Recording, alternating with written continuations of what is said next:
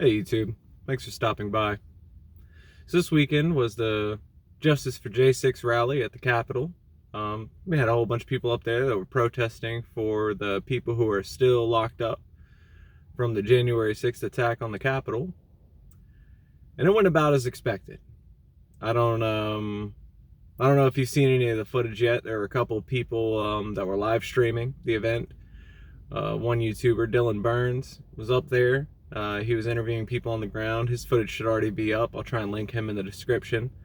Personally, I'm waiting for the Channel 5 news clips to come out. I just love that dude's content, and normally he gets brutally honest answers.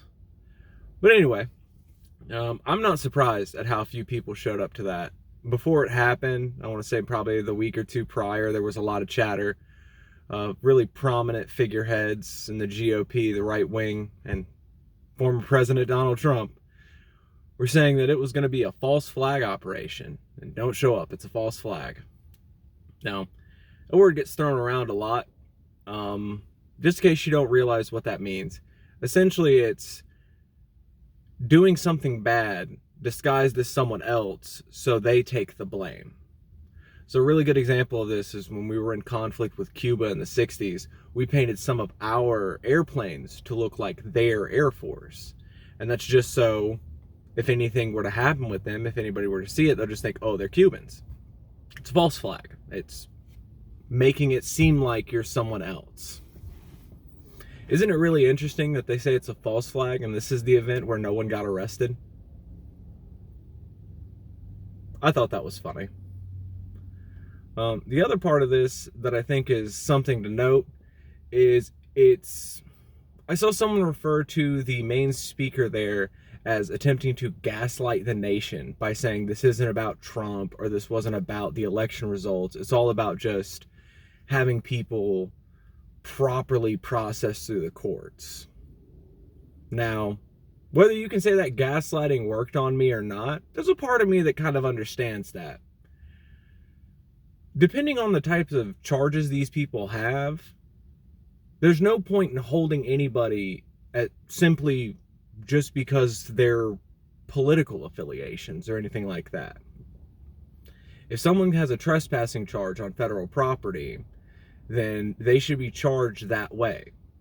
I do think it's the fault that they weren't charged properly for some of the stuff they did, but if these are the charges they have, I'm not sure why some of these people are still locked up.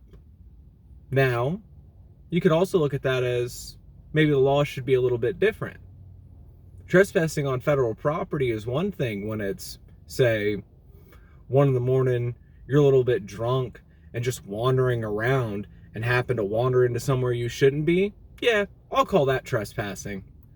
But when you're 50th in line in the middle of the day, charging through a broken window while people around you are asking for the death of elected officials, maybe you did a little bit more than trespassing there.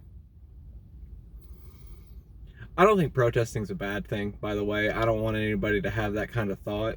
I think it's really important for us just to be vocal and out there. And even if you're, terminally online, you can always be vocal. You can speak to people that you know, or just talk to people online. It's important to try and have these thoughts get out there, but when you go to these protests or anything like that, make sure it's something that you actually agree with. If you made it this far, I really appreciate it. If you're a returning subscriber, hey, thanks for supporting the channel. And if you're new and you want more content like this, I try and upload every day just about what's going on in the world. So hopefully I'll see you next time. Take care.